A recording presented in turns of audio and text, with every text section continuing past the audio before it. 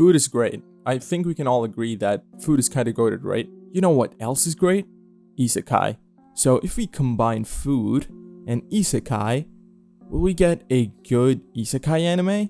The answer is a pretty simple yes. Dungeon Meshi is not really an isekai, but I love calling every single fantasy anime that has ever existed an isekai because it has a very nice flow to it. Delicious in Dungeon is a fantasy anime, and just like you guessed, there are dungeons and food involved. Long story short, a group of your typical adventurers go inside a dungeon for their adventuring, but one of their party members, called Falin, gets swallowed by a dragon. Now, Falin uses her magic and teleports the other party members outside, which leaves Laios, Chilchuck, Marcille to go back inside the dungeon and rescue their friend from inside the dragon's stomach, because for some reason she wasn't dead and they can somehow rescue her before she's digested. But food supply becomes a problem when they're trying to go back because they almost lost everything during the battle with the dragon. So what do? There's a way.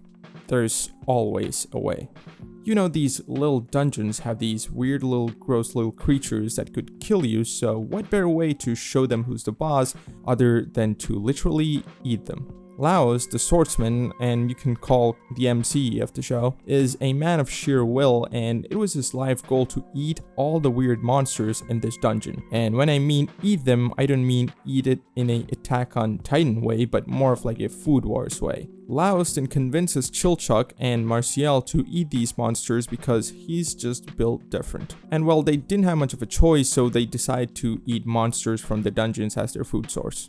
And yes, this is Food Wars Isekai. They might not get orgasm from eating an omelet, but this is the closest we will get to a Food Wars Isekai at least. The entire point of this anime is them cooking and eating these gross looking monsters by cooking them in a way that'll make Gordon Ramsay happy. And even though it might sound gross, all the food that's shown in this anime is actually really good looking. And they're not good looking in a way that looks exactly like the food we normally eat in real world, but they have added its own dungeon flair to it, which gives it that gritty look, which I really appreciate. Apart from these three characters, there's a new guy named Senshi who joins the party later on as a cook, and this guy really knows the ins and outs of eating these monsters. He's a veteran monster chef, and my guy can make a 5-star meal out of a sewer rat. Senshi is pretty much the backbone of this party and my favorite character as of right now. So let's talk about the characters. In the beginning, I didn't think much of the swordsman Laios because he seemed like those typical adventure fantasy protagonists, but when you look a little more, you'll understand that he's not a basic bitch. Laios is actually an interesting character. He has this weird monster eating fetish which is quite funny and adds to his character, and he tries to decode what each monster does and how they live. And he's not just put in there as this normal guy who just does everything that a normal protagonist would do. He's actually interesting.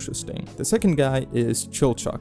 Chilchuck is probably the least developed character, but he still is an interesting one. He's the guy responsible for lockpicking, disengaging traps, and scouting. Also, he's alright with eating monsters for the most part. I'm sure as the show goes on, he'll get more screen time, but Chilchuck right now seems like a chill homie. Now, the third is Marcille. Marcille reminds me of my sister. Annoying, but you still love them. She despises eating monsters, but does so anyway because it looks and tastes good, and well, there's no other way other than to eat monsters in this world. She's a funny character and not in an obnoxious way. She's the mage of the party and does her job very well. She knows how to deal with stuff when she has to and is not added in a way as a throwaway character that you see in many isekai animes. She's also an elf, so extra points for that. Now, Senshi, as I said before, is a cook and my goat. He's always just there to find new ways to cook monsters and just a vibe all around. Like, no bullshit, just straight cooking. He's also a very particular character in what he does. Like, when you look at his character, you wouldn't think he's gonna be like that. Like, he holds a strong belief in only taking what's needed and giving back to the dungeon what he takes from it, and can get frustrated when others do not respect this. Senshi can be very careless. He has interest in cooking monsters and pretty much nothing else. This leads him to neglect maintenance of his weapons and walking into traps despite being warned of them.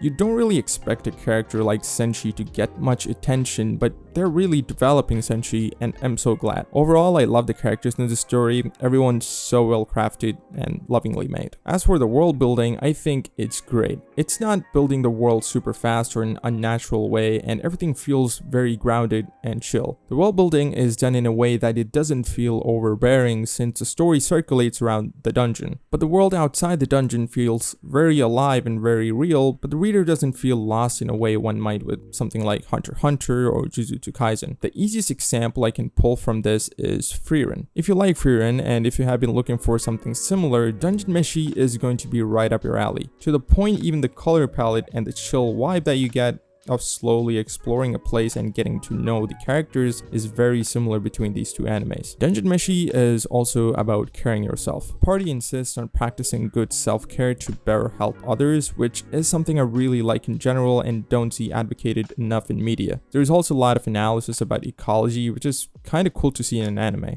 And yeah, like I said before, it's really beautiful to look at. I love the muted pastel colors, great animation, and good sound design, which makes Dungeon Meshi a very nice tight package that does not have many misses. I'm actually surprised more people aren't watching this anime because this seems like one of those animes that'll get very popular during a seasonal run. So if you haven't been watching Dungeon Meshi, definitely do it. It's an amazing fantasy anime that's not a seasonal slop.